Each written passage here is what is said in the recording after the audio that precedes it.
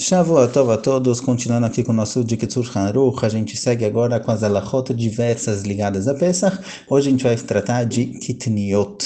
Kitniot é um costume ashkenazi, um certo tipo de comida, mais pra frente veremos que tipos estão inclusos nessa proibição. Um certo tipo de comida que ashkenazim não costumam comer em Pesach e alguns faradim também. Então vamos conhecer a história, da onde veio, por que foi proibido e as halachot práticas ligadas a isso hoje em dia. A proibição de kitniot, ela não aparece na Gemara. Na Gemara aparece uma certa discussão com relação ao arroz. Arroz é um dos alimentos considerados como kitniot.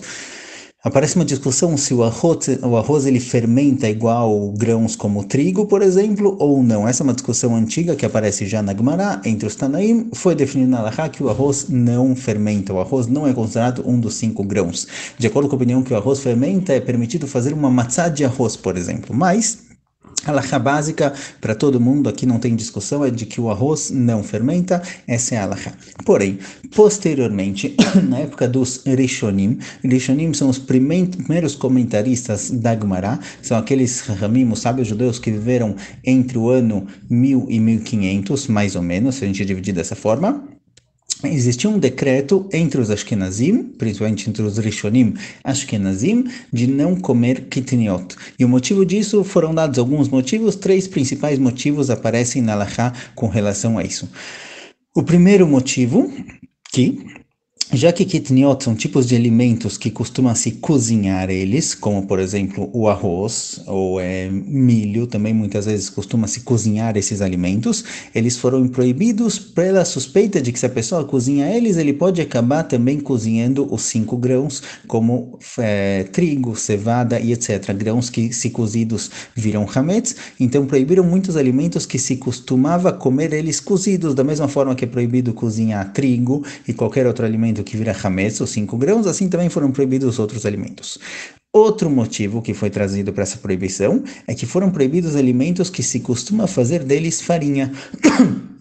Então, já que na época aparentemente faziam farinha de arroz, farinha de milho e etc., já que produziam farinha desses alimentos, da mesma forma que faziam farinha de trigo e farinha de cevada, os alimentos que costumavam fazer também deles farinha foram proibidos para que não se confundissem e não acabassem misturando.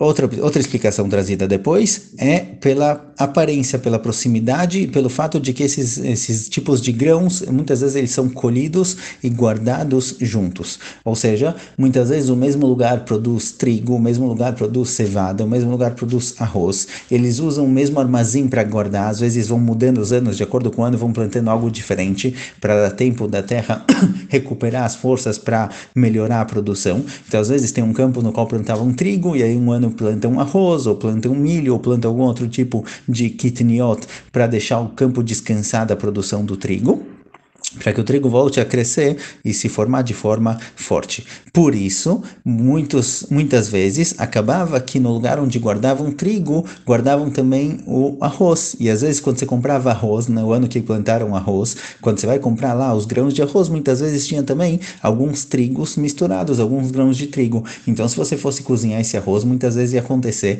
você vai estar cozinhando também trigo junto. E a gente viu que hametz em Pesach, ele não se anula, mesmo numa quantidade enorme. Por isso, baseado nesses 3 motivos, pelo fato de que são parecidos, os dois costumam ser cozidos, os 2 tipos de alimentos costumam ser cozidos, igual grãos são cozidos, assim também kitniot, pelo fato de que se produz dos 2 farinha, e pelo fato de que muitas vezes eles ficavam misturados, e se você cozinhar kitniot como arroz, você pode acabar cozinhando trigo junto.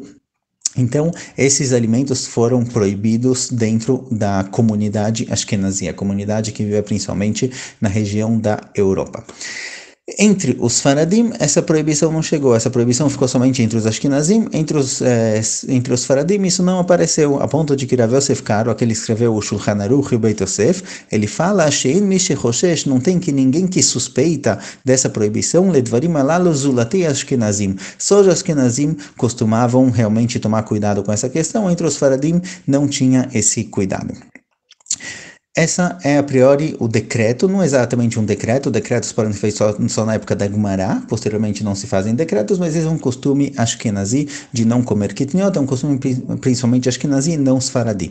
Porém, entre os faradim, em certos lugares, como no Marrocos ou em Bagdad, em certos lugares sim proibiram também de comer principalmente arroz, porque algumas vezes aconteceu que estavam limpando arroz, como se costuma limpar arroz para procurar tolaim, etc., antes de Pesach, e encontraram lá grãos de trigo. Isso aconteceu uma, duas, três vezes, algumas vezes isso aconteceu, e decidiram que naquela região também não comem arroz. Então, mesmo entre os faradim, temos um costume de não comer kitniot em lugares como Marrocos, Bagdá, depende de onde cada um veio. Porém, como foi dito, esse é um costume principalmente ashkenazi. Mesmo entre os faradim que sim costumam comer, eles não evitam, mas quando eles vão comer arroz ou algum desses tipos de grãos, se verifica 3 vezes o arroz para ver que realmente não tem nenhum grão lá misturado. Agora, quais alimentos estão inclusos? Então, em posquim diferentes, a gente encontra diferentes alimentos que foram inclusos nessa proibição. Vamos trazer aqui alguns que talvez são mais comuns. O arroz, obviamente, é o mais comum. Feijão, milho, mostarda também foi proibida. Também soja também é parecido, ou lentilhas, feijão já foi dito, grão de bico, por exemplo. São vários tipos de alimentos que foram inclusos nessa proibição de kitniot, certo? Tem uma lista comprida de quais sim, quais não. Sempre bom perguntar para saber exatamente. Todos esses alimentos são proibidos. Também se produz deles farinhas, como farinha de milho. Isso daqui também está incluso na proibição.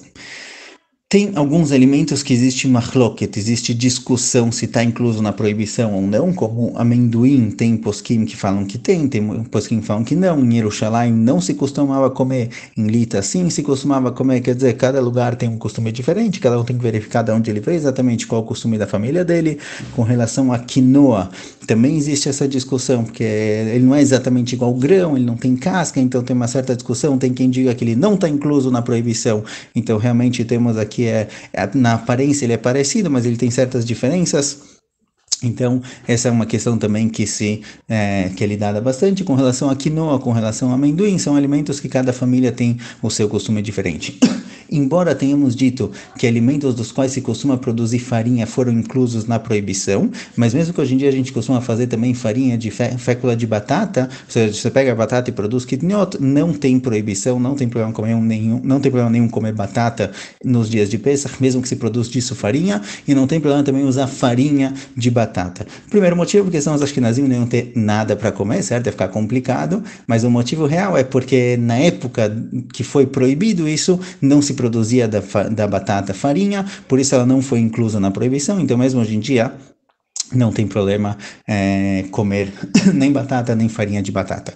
Agora, kitniot não é exatamente hametz, ou seja, embora os dois sejam proibidos, não tem problema de ter kitniot em casa. Não posso, um costume ashkenazi, os ashkenazim não podem comer kitniot, mas pode manter kitniot em casa, não tem problema nenhum vender ele, certo? Até se eu vou receber um faradi em casa, eu posso até cozinhar kitniot para esses faradi comer na minha casa, por exemplo, não tem problema nenhum. Alguém que ele tem uma loja que ele vende, ele pode vender kitniot também. Só a proibição é somente de comer, mas não é proibido de ter ele em casa, ou de oferecer ele para alguém, ou de vender para alguém.